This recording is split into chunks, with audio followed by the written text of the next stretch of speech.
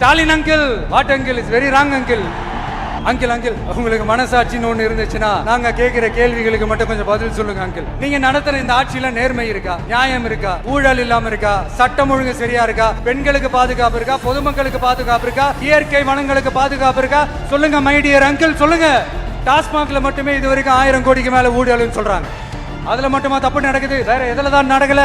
உலகத்திலே mister clean records எல்லாம் உங்களுக்கும் உங்க கூட இருக்கிறவங்களுக்கும் மட்டும்தான் அங்கிள் கொடுக்கணும். இதை பார்த்து வாயே இல்லாத ஊரு கூட வயிறு வலிக்கு சிரிக்குது. பெண்களுக்கு 1000 ரூபாய் கொடுத்துட்டீங்கன்னா போதுமா அங்கிள்? அப்படியே அது மூடி மறைச்சிடலான்னு பாக்குறீங்களா? படிக்கிற இடத்துல, வேலைக்கு போற இடத்துல, வெளியில போற இடத்துலன்னு அவங்களுக்கு பாதுகாப்பே இல்லைன்னு ஒட்டுமொத்த பெண்களும் கதறாங்க. அந்த கதறல் சத்தம் ஏதாவது உங்க காதுல கேக்குதா அங்கிள்? இதுல வேற உங்க அப்பான்னு கூப்பிடுறாங்கன்னு வேற சொல்றீங்க. What is this uncle? Is very very wrong uncle, is very very wrong. பெண்களுக்கு மட்டுமா பொய் வாக்குறுதி கொடுத்து ஏமாத்துறீங்க? அரசு ஊழியர்கள், ஆசிரியர்களை ஏமாத்துறீங்க, விவசாயிகளை ஏமாத்துறீங்க, பரந்தூர்ல பாதிப்பே வராதுன்னு சொல்லி ஏமாத்துறீங்க, மீனவர்களை ஏமாத்துறீங்க, போதைப் பொருள் கலாச்சாரத்தை ஒழிக்காம ஏமாத்துறீங்க. ஐயோ ஐயோ, very very first uncle, very very first. எப்படி கேட்டாலும் இவங்க கிட்ட இருந்து எந்த பதிலும் வரப்போறதில்லை. ஏன்னா இருந்தா தானே. இப்ப ஆட்சியில இருக்கிற நம்மளுடைய அங்கிள் பதில் சொல்றது இருக்கட்டும். மக்களை நீங்க சொல்லுங்க, நீங்க உண்மையை சொல்லுங்க. செய்வோம் செய்வோம் செய்வோம் செய்வோம்னு சொன்னாங்களே, சொன்னதெல்லாம் செஞ்சாங்களா? உங்களை தான் கேக்குறேன், சொன்னதெல்லாம் செஞ்சாங்களா? சத்தமா சத்தமா மை டியர் அங்கிள், கேக்குதா? மக்களோட சத்தம் கேக்குதா? இது வெறும் சாதாரணமான முழக்கம் தான். கூடிய சீக்கிரம் மக்களை போய் சந்திக்க போறேன், அவங்களோட மனசு விட்டு பேச போறேன்.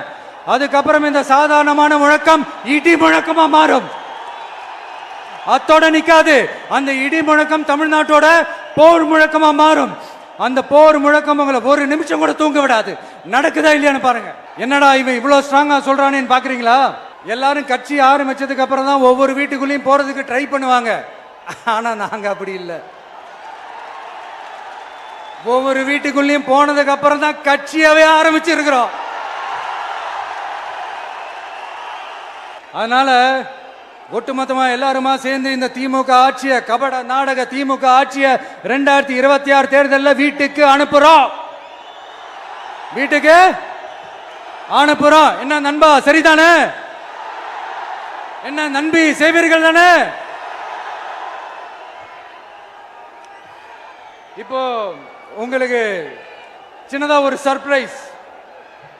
நம்ம கட்சியினுடைய வேட்பாளர் பட்டியலை இப்ப நான் அறிவிக்க போறேன்.